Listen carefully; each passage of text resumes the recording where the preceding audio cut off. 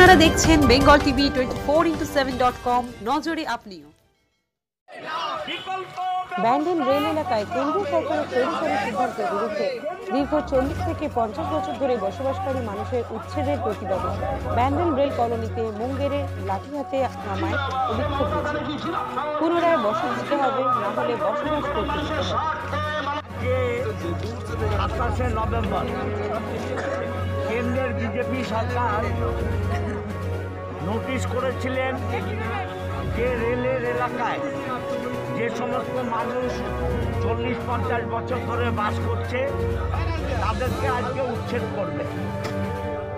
আমাদের বাংলার মুখ্যমন্ত্রী মমতা বন্দ্যোপাধ্যায়ের নেতৃত্বে ব্যান্ডেল অঞ্চল তৃণমূল কংগ্রেসের ডাকে আজকে এখানে লাঠি সহ মুঙ্গেরের লাঠি আমি আগেও বলেছি, আজকে আমরা মিছিল করব। গত একদিন আগে মেয়েরা ঝাঁটা নিয়ে বেরিয়েছিল, আজকে ছেলেরা এবং মেয়েরা সবাই মিলে লাঠি নিয়ে আমরা বেরিয়েছি। রেলের আরপিএফের ক্ষমতা দেখতে চাই, যে মানুষের পেটে লাথি মারার যে সরকার কেন্দ্রে প্রতিষ্ঠিত হয়েছে তাদের ক্ষমতা বেশি না গরিব মানুষের ক্ষমতা বেশি। দাদা, আপনার এই কর্মসূচিতে লকেট চট্টোপাধ্যায় রেলমন্ত্রীর সাথে কথা বলেছে, 6 মাস টাইম নিয়েছে। আজকে তারা বাড়ি বাড়ি থেকে এটা প্রচার করছে। শুনুন, ব্যান্ডেলের মানুষ প্রতিরোধ করেছে, তৃণমূল কংগ্রেস প্রতিরোধ করেছে। লকেটের নাটক করার কোনো দরকার নেই। যখন নোটিশ মেরেছিল এই গরিব মানুষকে তুলবে, তখন লকেট কোথায় ছিল? এগুলো নাটক। নির্বাচন সামনে আসছে, এগুলো নাটক করছে। কোনো অবস্থাতেই 6 মাস কেন, 60 বছর হলেও হবে না। বিকল্প ব্যবস্থা করে করতে হবে।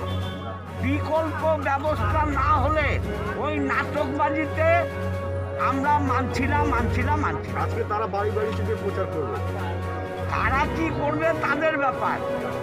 আমরা আমাদের কর্মসূচি পালন করব। বিকল্প ব্যবস্থা না হলে একটা মানুষেরও গায়ে হাত দেওয়া যাবে না। ভোটের রাজনীতি করছে।